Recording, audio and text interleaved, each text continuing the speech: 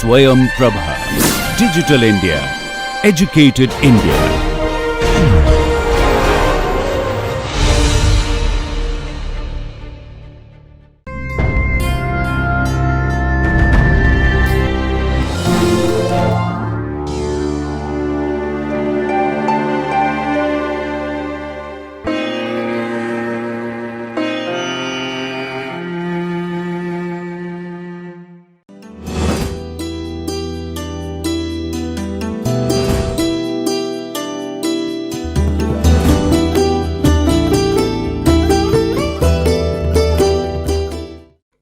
Welcome back, viewers. Let us come back to this class on ESD for the food security. Till now, whatever we have discussed, that poverty issues we have discussed, now we will move forward to the other issues. Okay, so we have already discussed about the causes of poverty, different types of poverty, different conditions of poverty. Now we'll discuss about the vulnerability of the poor. Why the poor are so vulnerable towards the poverty, what are the reasons, what are the background context, that we'll discuss right now. So decline in the agricultural employment. Earlier we have already discussed that how the people were their landlessness, that means they are only depending on the land, that means agriculture farm, that too they don't own also the lands, they are being hired by the other landlords for the agriculture purpose, and the moment it stopped. So that is the decline in the agricultural employment. Nowadays more and more landlords are selling their land products, lands for the more for other purposes, like the development of some kind of pumps, farms and other infrastructure, instead of giving it for the agricultural purpose. So in that situation, there is a growth, there is a high decline in the agricultural employment. So the agricultural laborers, those who are solely dependent on the agricultural jobs, works, so they get unemployed. So that is one of the reason for the poor people. So that is one of the factor of their vulnerability. Then vulnerability of the poor. So for that reason, then decline of the dryland agriculture. So again, nowadays also, due to some natural calamities, disaster, etc., the dry land which are suitable for the agriculture, that is also gradually declining. So competing the demand for water. Again, water is again another important issue. If there are any that means source of water supply for the paddy field, for the agricultural land, for watering the plants, etc., that is a major factor. If that means there is no direct access to, or other like a suitable access to water resources nearby river or canal or reservoir, something like that. So that is another difficulty for carrying forward this agricultural work. So lack of water in the marginal holdings, whatever water they are possessing, that is very marginal for somehow to manage the things. Then sufficient water is not available. So that is another factor of not being able to carry on these agricultural works. So impact of reduced unemployment, reduced employment and the livelihood for the poor. Yes. Now due to different factors like urbanizations and the automatic, that means computerized and automated machines and digital platforms, etc. So the type of jobs, the type of employments are also gradually reducing. Only the skilled manpower, technical manpower, they are only getting the thing. So that is why the employment, the job opportunities are also reducing. That has the direct impact on the livelihood of the poor. So coping mechanism, that seasonal unemployment, like for example rainy season. In rainy season, usually the laborers they don't get work, because all the construction work, civil works are stopped during the rainy season. Only agriculture related some works are there, that is for the plantation of the nursery seeds, etc., etc. But otherwise other kinds of jobs are completely shut down during this rainy season, heavy rainy season.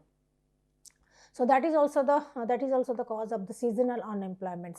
So depending on the cultural factors, as well as the geographical and climatic context or climatic factors also, some seasonal unemployment also takes place in every region, every state. So health induced vulnerability is like for example due to the malnourishment, due to the poverty, severe poverty, lack of nutritional supplements, etc.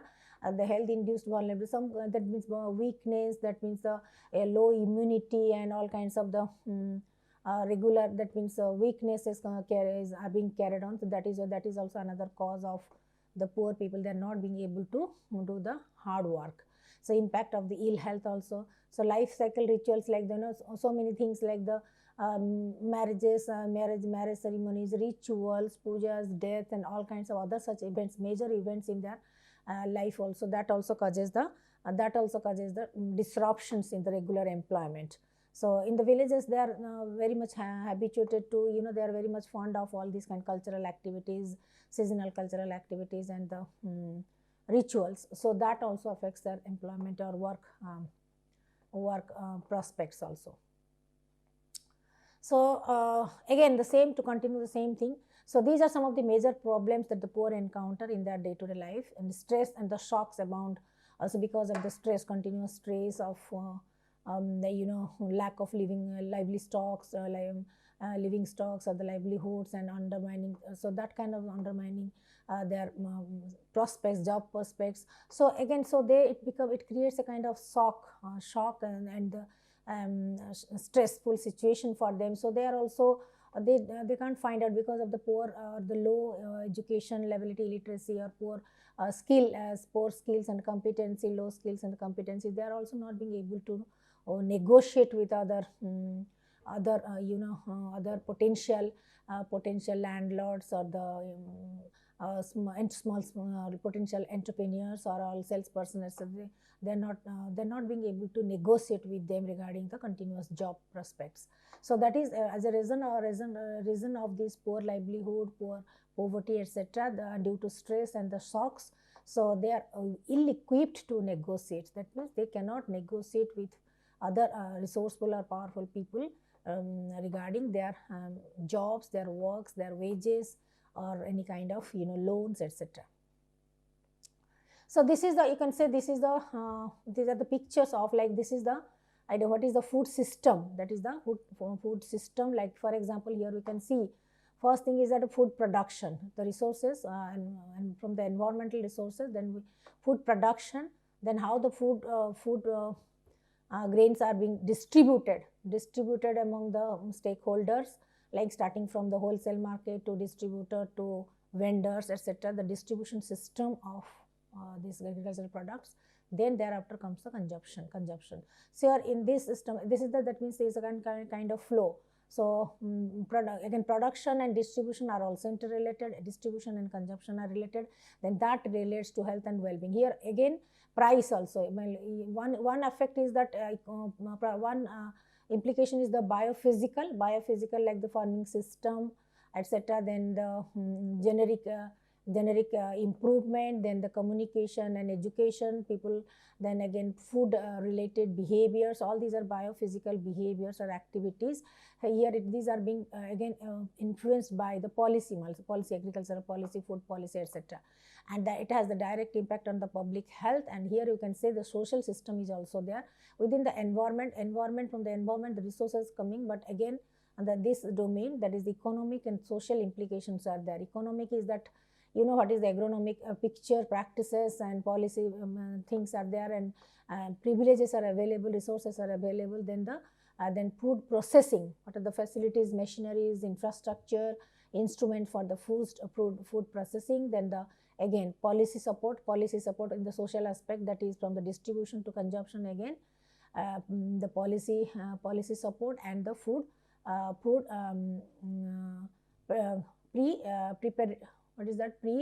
this is a food preparation, policy support, and food processing. These three things are directly related to all the three stages, that is production, distribution, and consumption. So here again we can say the farming system diversified, how the farming system, the agricultural things are being diversified.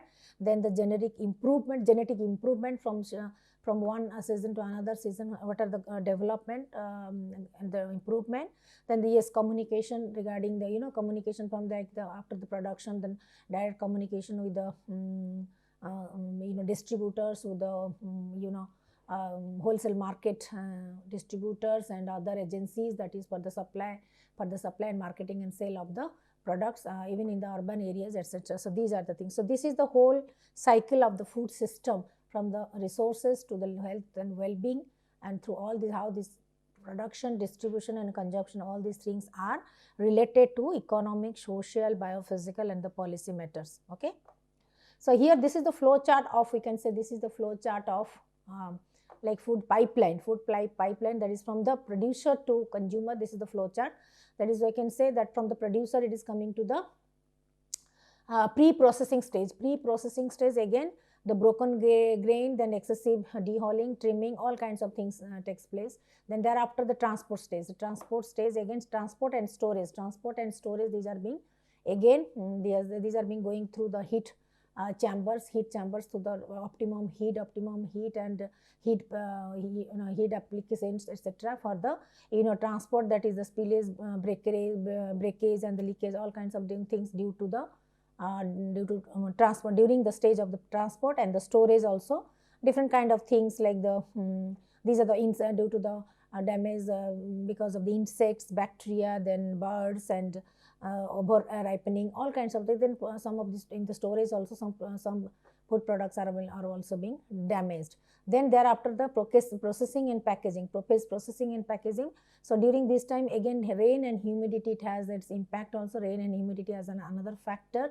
So here processing and in packaging stage also inefficiency, how the packets, how the food products are being packaged, package inefficiency. Then during this packaging inefficiency, excessive peeling, trimming and polishing, etc. These are the things, it should be optimum. These things also affect the foods during this processing stage. And there is also the risk of contamination. After the production, then after going through these 4 stages, pre-processing, transport, storage, then processing and packaging, thereafter it goes to the marketing. So at the stage of the marketing, again some foods are that means some percentage of foods are ready for the marketing, that is fresh and are safe, whereas other portion are unsafe foods, quality losses and the contaminated, all this also. So how to retain the maximum products that is contamination free, or how to ensure the quality, how to make it safe, so that is again another challenge. And thereafter it goes to the consumption stage. So start production to distribution to consumption, this is the flow chart. And how the process, during this process, the lengthy this process will be, the food will be damaged and the contamination will be, there is a risk of contaminations or quality loss will be there. So this is the model of the food processing. Then we will go to, so there are the 3 pillars of the food security. There are the primarily 3 pillars of the food security. That is the stages that we have discussed, that is production, then distribution and consumption. Similar pillars are, first thing is, as per the WHO, first is the food access. Food access means having sufficient resources to obtain the appropriate food for the nutritious diet. Like suppose in the market, if sufficient foods are available, sufficient varieties of foods and vegetables are available, then the customer will have, the stakeholders will have the food access, proper access to identify, to discriminate, to find out, to make a choice of what to buy, what not to buy, or how to stick to the appropriate quality nutritious diets. That they have the options of the choices and the selection. But that is why, for that reason, the food must be available. Then food access should be sufficient, food must be available in a plenty amount. Then the food availability, sufficient quantities of the food available on a consistent basis. It's not just seasonal, it's not just festival oriented, but every time, all the time, around the year, the sufficient quantities of the quality foods are already available from different sources. So then the customer can have a choice. Then the food use, appropriate use based on the knowledge of the basic nutrition. Then the consumers, how they are buying the food products and how they are consuming it, using it with the and storing it, preserving at home and using it without wasting the food. So that is that means as well as the adequate water and sanitation. Here food is also associated with proper water and sanitation, and how the consumers, they are using it after purchase, after buying the products, how they are preserving it, storing it in their household and using it. So that is the food use. So these 3 pillars are implemented by the United Nations also and WHO. So it shows that how these are the 3 pillars of the food security. How can we ensure the safety and security of the food? That depends on these 3 pillars, the conditions: food accessibility, food availability, and food use, how the consumers are using it. So that is how we can say. So here we can see this the cycle of the food security, that is the food security. So that exists when all the people and at all times have the physical and economic access to different sufficient amount of quality foods. That is the, so here there are 4 things: access, availability, then utilization, and then stability. Another domain is the stability. So that is the sufficient, safe and nutritious food to meet their daily dietary needs and the food preferences for an active and healthy life. They have the sufficient choices, they have the sufficient access and availability of the food to make a choice for them as per their food habits, as per their health requirements.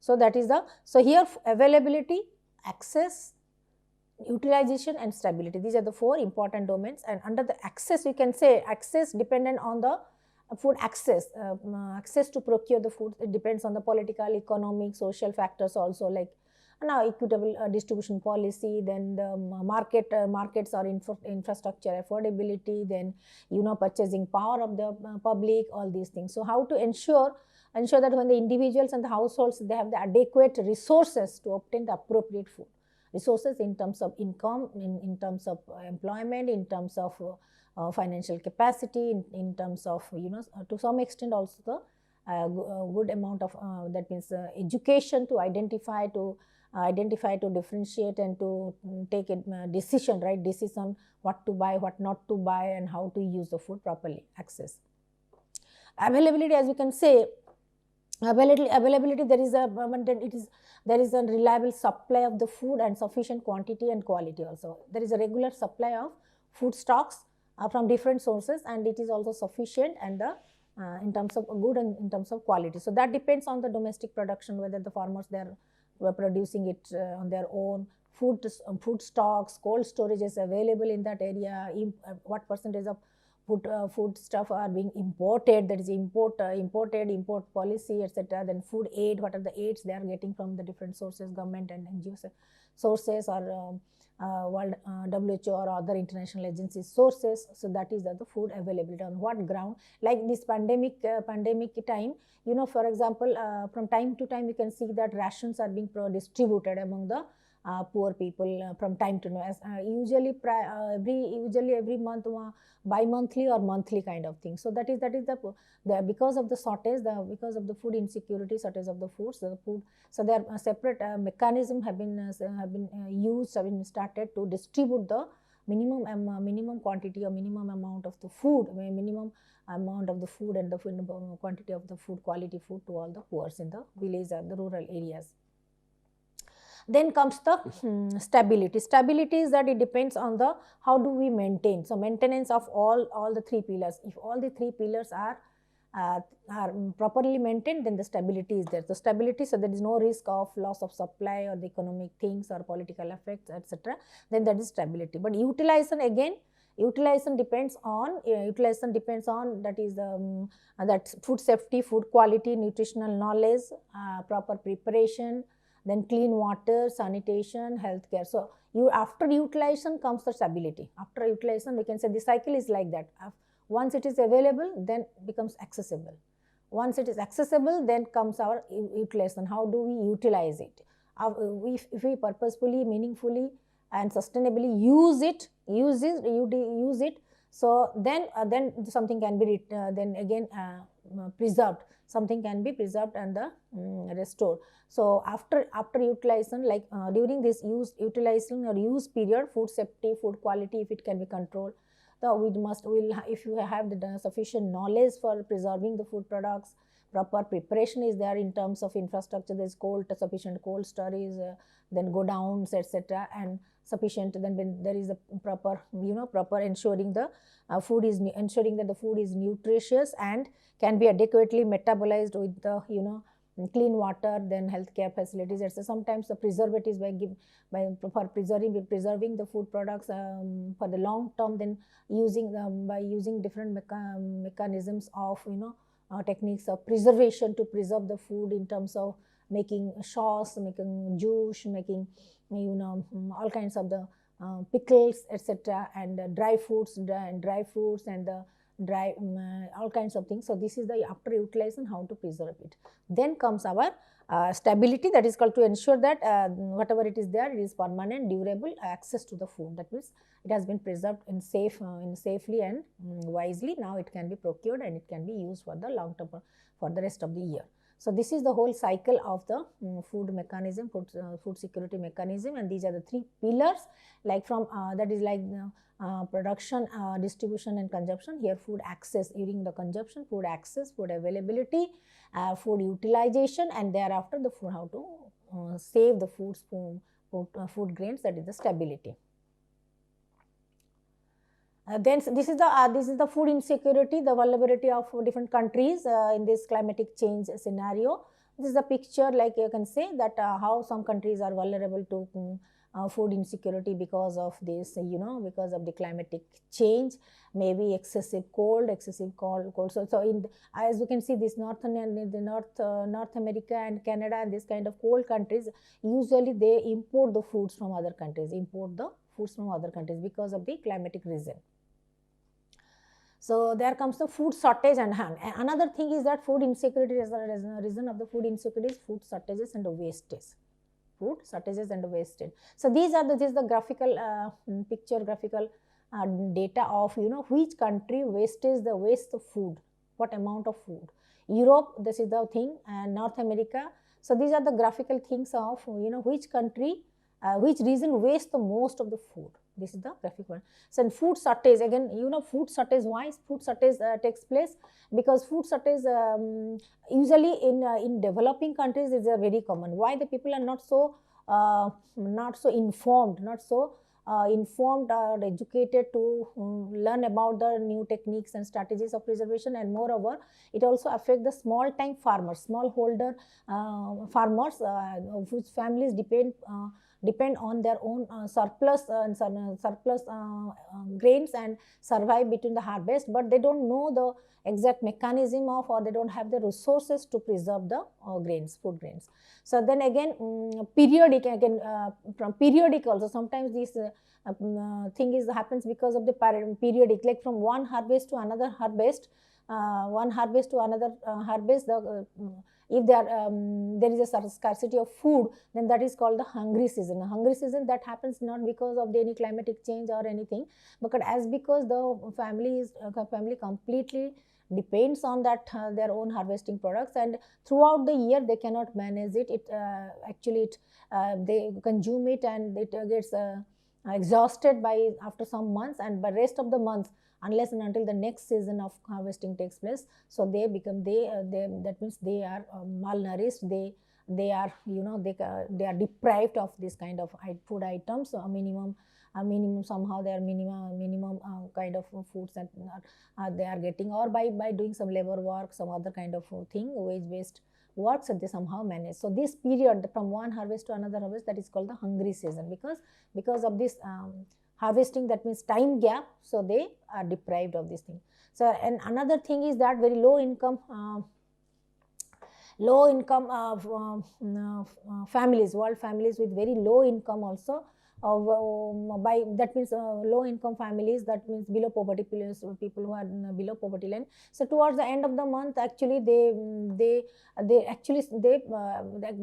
means they spend all the money, they fall short of this money towards the end of the month, and they had made they adjusted, they spent all the money towards that means within the first 2 weeks or 3 weeks of the months. So that is why they usually towards the last part of the month, they usually skip the meals. They eventually they somehow manage, they strive to get 2 meals together, or they become dependent on some other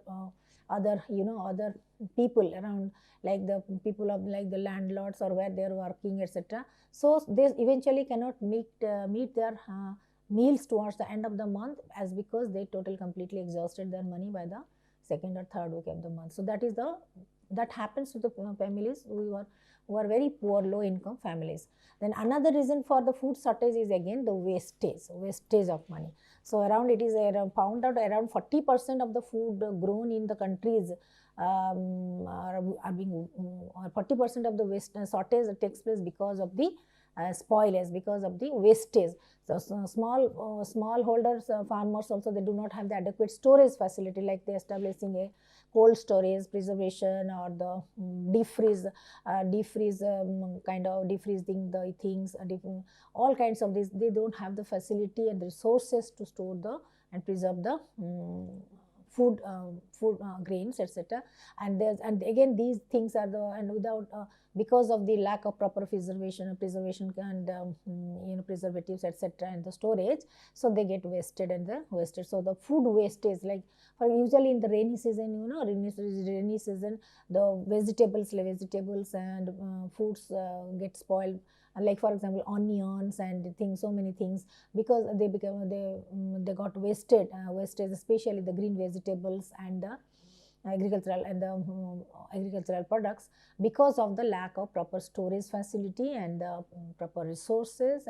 Even the farmers, individual farmers also in their household, they cannot manage to they cannot, only in the natural processes whatever they preserve, but from their own land, whatever they produce, either they sell it or consume it, but they don't have any mechanism to preserve it for the future use. So these are some of the factors of the food shortage, and the wastage. Now I am closing it here. Thank you very much. Next class we will continue with this thing. Thank you.